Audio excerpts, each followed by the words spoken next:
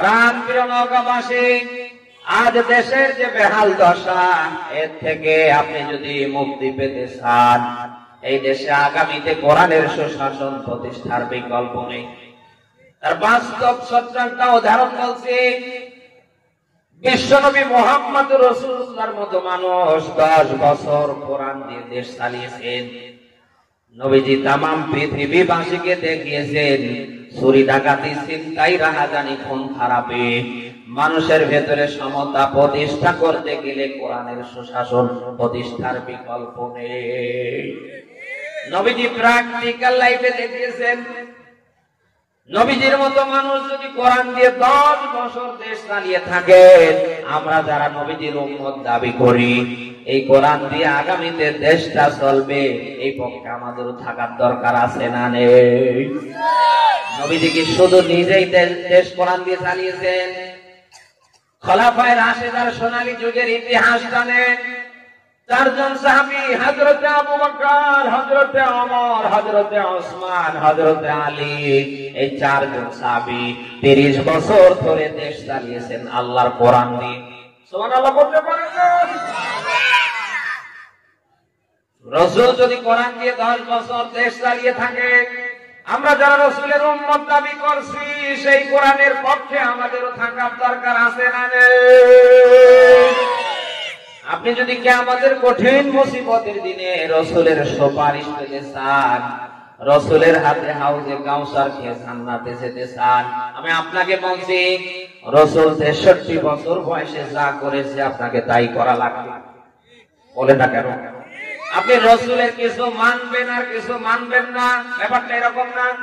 আপনাকে রাসূলকে মানতে হবে জীবনের সব জায়গায়। এটা আইন করে দিয়েছেন কে? আপনি শুধু নামাজে মানবেন, রোজা রাখতে গিয়ে মানবেন, হজ ওমরা করতে গিয়ে মানবেন, কিন্তু রাসূল যে 10 বছর কোরআন দিয়ে রাজনীতি করেছেন, তখন আপনি মন খারাপ করেন না? আপনি রাসূলের নামাজ যদি মানতে পারেন, রোজা যদি মানতে পারেন, হজ ওমরা যদি মানতে পারেন, রাসূল 10 বছর কোরআন দিয়ে দেশ চালিয়েছে, আপনাকে ওটাও মানা লাগবে। বলেন। আর এই কথা বলতে গেলে আমরা দেখতে পাই এক শ্রেণীর মানুষ আমাদের উপরে পুরো খেপা, হুজুর রাজনীতি করছে। একে কোন রাজনীতি? বলেন। সূরা হাশরের 7 নম্বর আয়াতে ব্যাখ্যা পাবেন। 1000 বছর পূর্বে আল্লাহ নিজেই ব্যাখ্যা দিয়েছেন, মা আতাকুমুর রাসূলু ফাখুযুহু ওয়া মা নাহাকুম আনহু ফান্তাহু। বলেন আল্লাহু আকবার। এটার দিকে খেয়াল করেন। আল্লাহ তাআলা বলেন, আমার রাসূল যা নিয়ে এসেছে তা তোমরা গ্রহণ করো, তিনি যেটা ছেড়ে দিয়েছে তা তোমরা ছেড়ে দাও, বর্জন করো। কথাকার আরো জোরে। প্রাণপ্রিয় নওগাঁবাসী, আপনি আজ থেকে কি বুঝলেন? তার মানে রাসূল যা করেছেন আপনাকে আমাকে তাই করা লাগবে, রাসূল যা করেনি তা করা যাবে। বলেন। যদি আপনি কিয়ামতে রাসূলের সুপারিশ পেয়ে রাসূলের হাতে হাউজে কাউসার খেয়ে জান্নাতে যেতে চান, আমি আপনাকে আবারও রিপিট করে বলছি, রাসূল যা করেছেন আপনাকে তাই করা লাগবে, রাসূল যা করেনি তার ধারেও যাওয়া যাবে না। আমরা পারবো তো ইনশাআল্লাহ? আল্লাহ যেন আমাকে সহ সকলকে যেন কবুল করে। দরুদ ও সালাম বর্ষিত হোক মানবতার মহান নবী মুহাম্মদ রাসূলুল্লাহর উপর, পড়েন সাল্লাল্লাহু আলাইহি ওয়াসাল্লাম। আপনাদের মনে হয় কষ্ট হচ্ছে? আমি আপনাদের সামনে সূরা আলে ইমরান 3 নম্বর সূরার 4 নম্বর পারার 2 নম্বর পৃষ্ঠার 102 নম্বর আয়াত করেছি। আমরা এবার আয়াতের দিকে যাব। কি আছে আয়াতের ভেতরে? এখান থেকে স্বল্প সময় আমরা কিছু কথা শুনে আখেরি মোনাজাত দিয়ে এরপরে বাড়ি যাব ইনশাআল্লাহ। থাকবেন তো নাকি? একটু জবান খুলে বলেন, আউযু বিল্লাহি মিনাশ শাইতানির রাজিম, বিসমিল্লাহির রহমানির রহিম। ইয়া আইয়ুহাল্লাযীনা আমানুত্তাকুল্লাহা হাক্কা তুকাতিহি ওয়া লা তামুতুন্না ইল্লা ওয়া আনতুম মুসলিমুন। সাদাকাল্লাহুল আযীম। সূরা আলে ইমরান কোন সূরা জানো? 102 নম্বর আয়াত আমরা পড়ি। আল্লাহ পাক বলেন ইয়া আইয়ুহাল্লাযীনা আমানু, এখানে আল্লাহ সাধারণ কোন মানুষের নাম ধরে ডাক দেয়নি। আল্লাহ তাআলা তাদেরই নাম ধরে ডাক দিয়েছেন যাদের নাম ঈমানদার। কাদের নাম? আরো জোরে বলেন। ঈমানদার তো ওই লোকটাকে বলা হয় যার ঈমান আছে আখিরাত পরকালের প্রতি, আল্লাহর সামনে দাঁড়াতে হবে এমন একটা দিনের প্রতি। আল্লাহ তাআলা এই আয়াতের শুরুতে সাধারণ কোন মানুষের নাম ধরে ডাক দেয়নি। আমার আল্লাহ যাদের নাম ধরে ডাক দিয়েছেন তাদের নাম ঈমানদার। তাদের নাম আমার আল্লাহ ডাক দিয়ে কিন্তু বসে নেই। আমার আল্লাহ এখানে কাজ ধরিয়ে দিচ্ছেন, ইত্তাকুল্লাহ, তোমরা আমি আল্লাহকে ভয় করো, যেন তেন করে না, হাক্কা তুকাতি, ভয় করার মতো। ভয় কেন আল্লাহ তাআলা তাকে ভয় করার মতো, ভয় করার কথা আয়াতের ভিতরে দিলেন? কারণ আছে না নেই? সব আলেমরা ব্যাখ্যা দিয়েছেন আল্লাহ তাআলা তাকে ভয় করার মতো ভয়ের কথা কেন দিলেন। কারণ আল্লাহ ভালো করে জানে পৃথিবীতে কোন মানুষের জীবনে যদি আল্লাহর ভয় থাকার মতো থাকে, অন্তত তার দ্বারা পৃথিবীর কোন অন্যায় অপরাধ হয় না, হবে না। বলেন না কেন? আজ আমাদের দ্বারা যত অন্যায় অপরাধ 180 মাইল বেগে হচ্ছে, আপনি মিলান, আমাদের ভেতরে ভয় নেই কার? এই ভয় না থাকার কারণে আজ 180 মাইল বেগে আমাদের দ্বারা অন্যায় অপকর্ম হচ্ছে। 1.5 দশকে যারা ক্ষমতায় ছিল, এদের ভেতরে যদি আল্লাহর ভয় থাকার মতো থাকতো, তারা কি দেশের সম্পদ 180 মাইল বেগে পাচার করে ওরা কি এই কানাডায় সাহেব পাড়া কেউ বেগম পাড়া বানাতে পারত? বলেন। আরে ভাই, একটা মানুষ বেঁচে থাকার জন্য কয় টাকা দরকার, অথচ দেশটাকে তারা শ্মশান করে ছেড়ে দিয়েছে। বলেন। আজ ওই দেশে তারা 180 মাইল বেগে চাঁদাবাজি করছে, দখলদারি করছে, যারা মনে করেছে দেশটা তো আমাদেরই। এদের ভেতরে যদি যারা পরিমাণ আল্লাহর ভয় থাকতো, আমরা যা করেছি কেউ না ধরলে তো আল্লাহ ধরবে, আমরা যা করেছি কেউ দেখছে না, ও তো আল্লাহ দেখছে, কেউ হিসাব না নিলেও তো আল্লাহ একজন আছে, তিনি নেবে।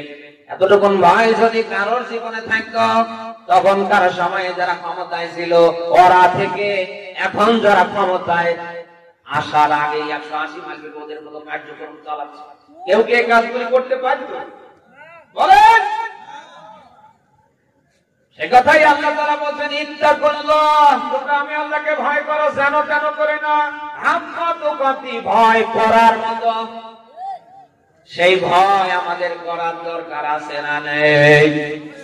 পৃথিবীতে কোন মানুষের জীবনে যদি আল্লাহর ভয় থাকার মতো থাকতে পারে, ওই মানুষটার সম্মান মর্যাদা তামাম পৃথিবী জুড়ে।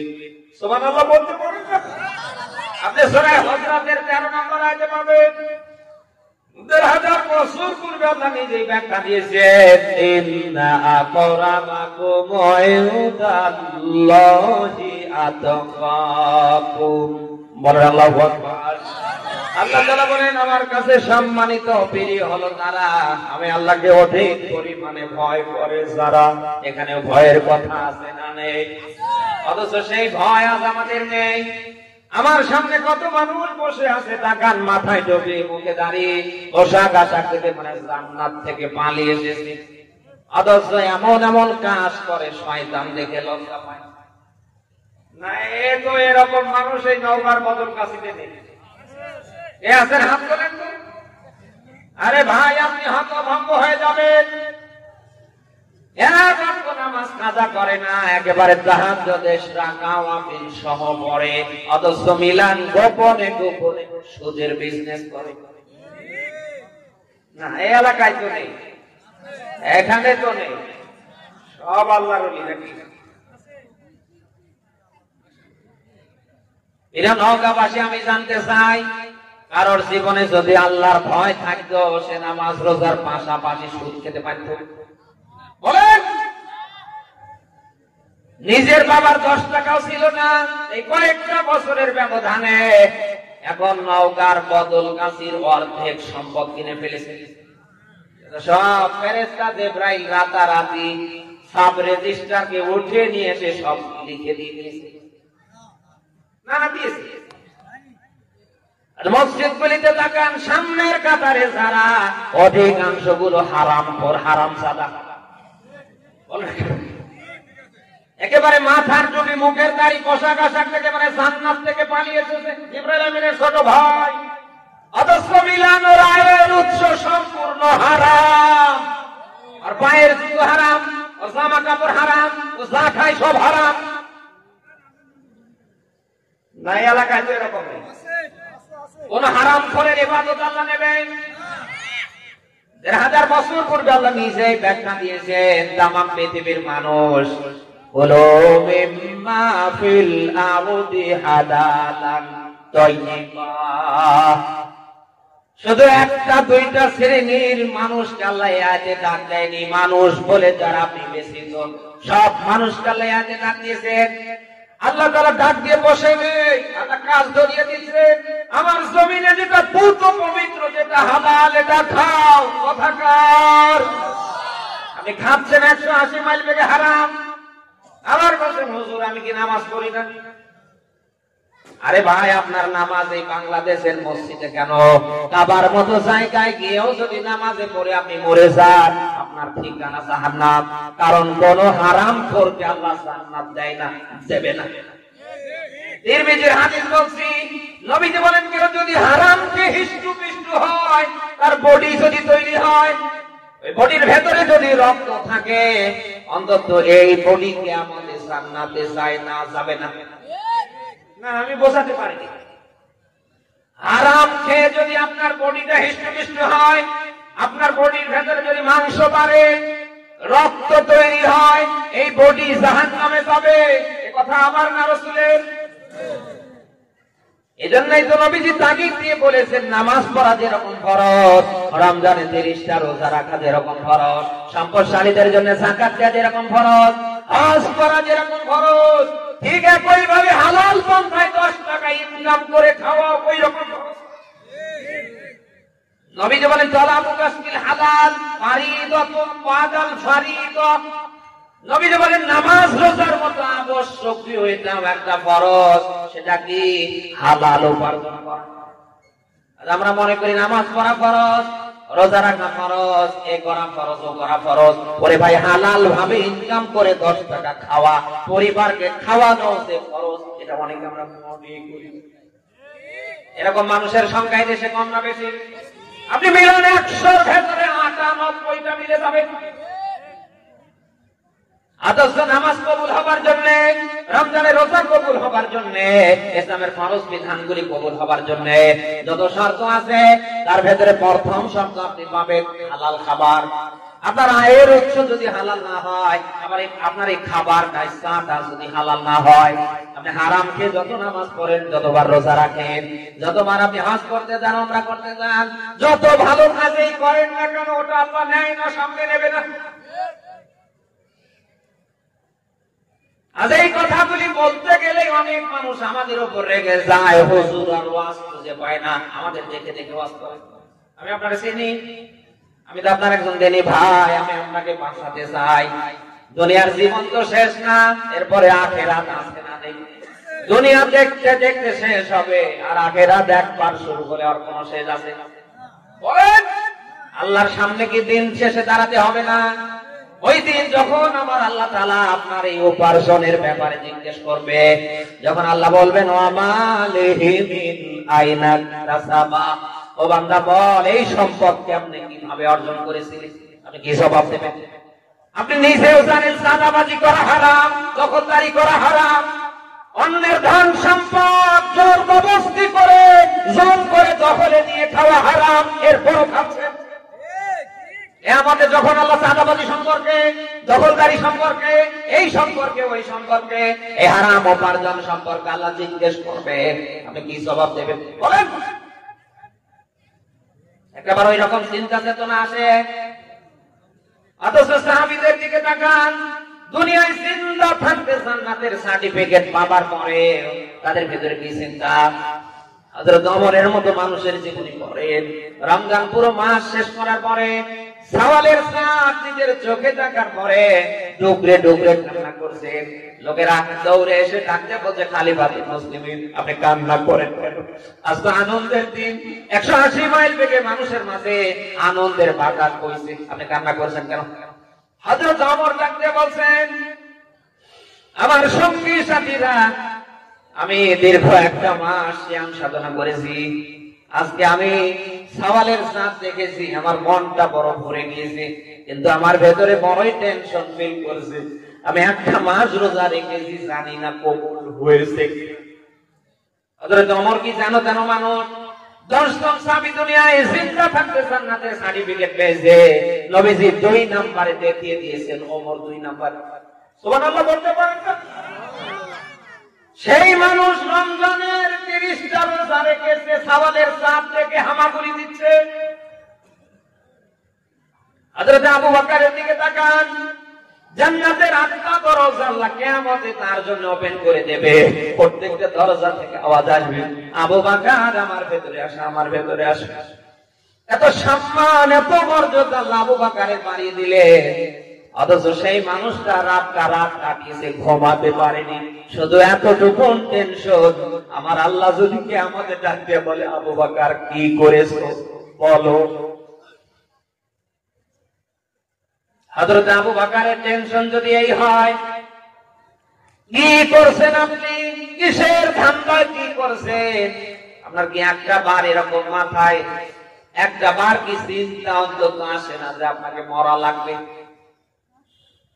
আমি আপনার দিনে একজন মুসলিম ভাই, আমি আপনাকে বাঁচাতে চাই।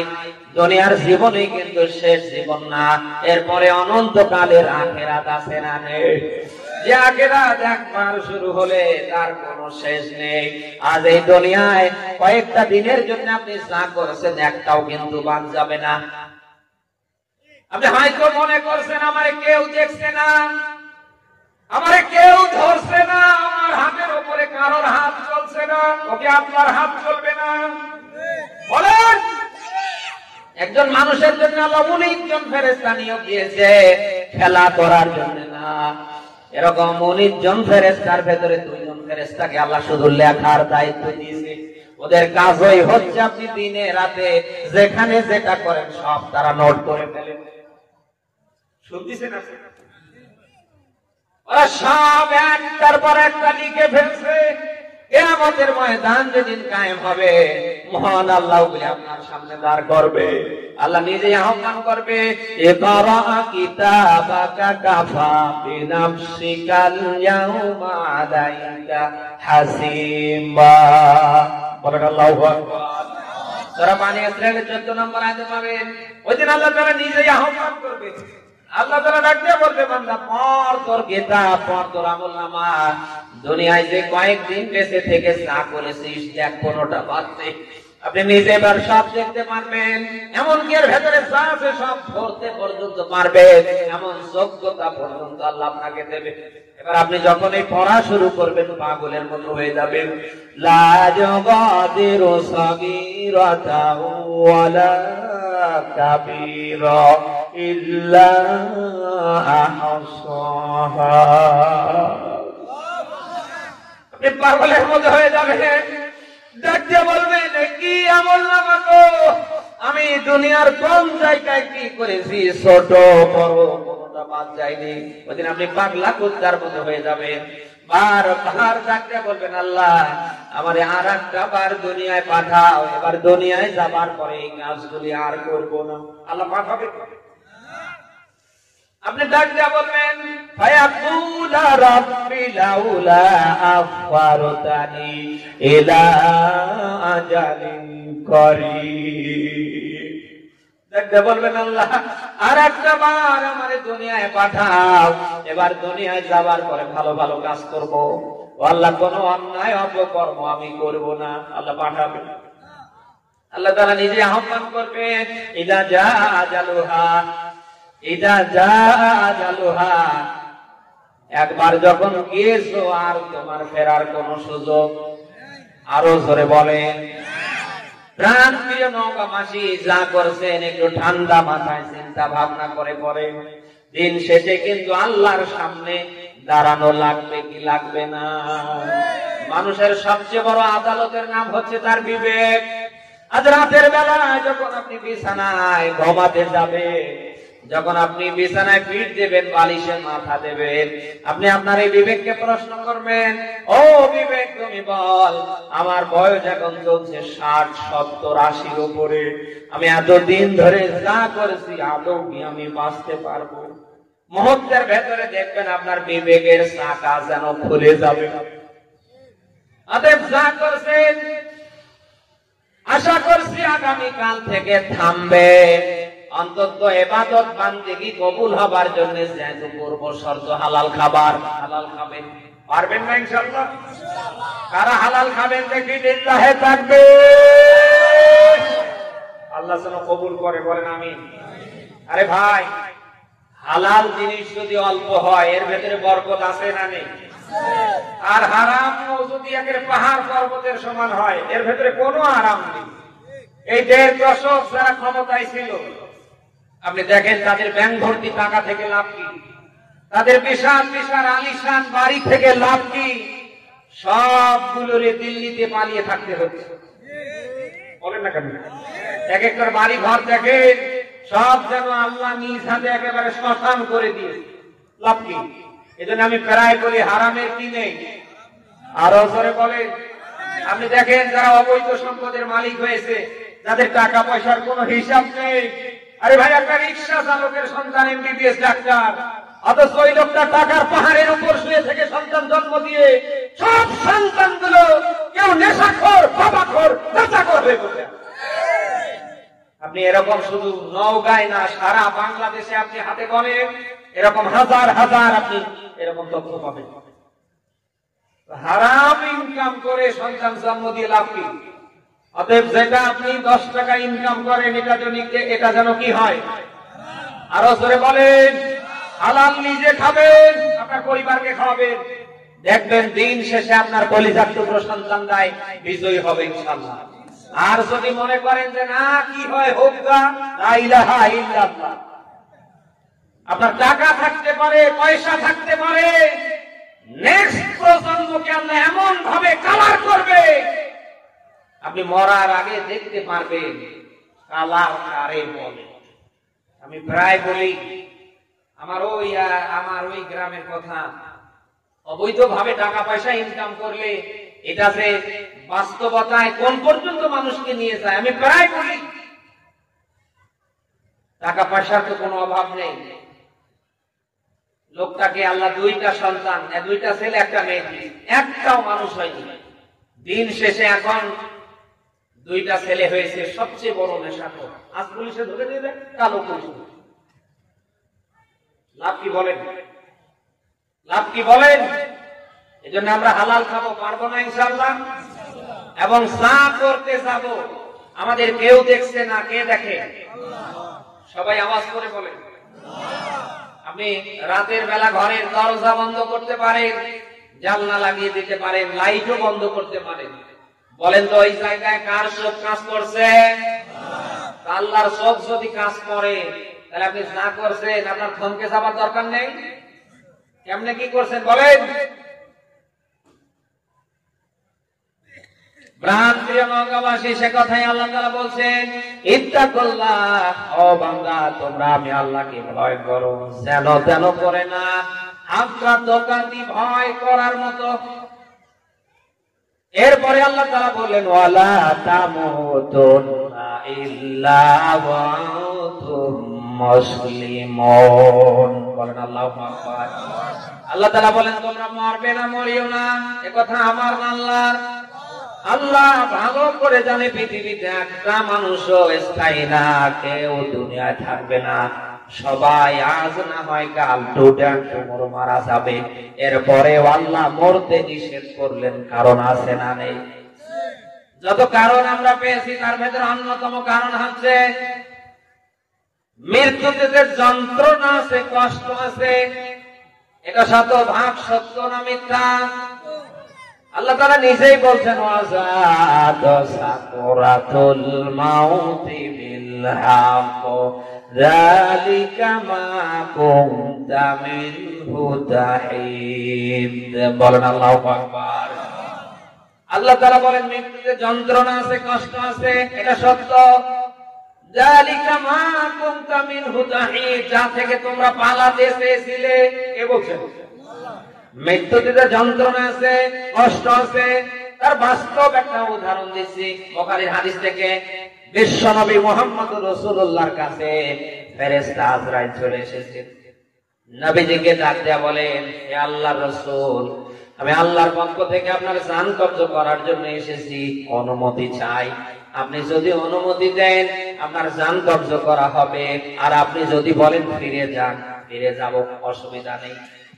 নবীজি আজরাইলের কণ্ঠে এমন কথা শোনার পরে নবীজি ডাক দিয়া বললেন, আজরাইল, আল্লাহ তাআলা যেহেতু তোমাকে পাঠিয়ে দিয়েছে, এখানে হাত চলার ক্ষমতা আমার নেই, আমি রেডি।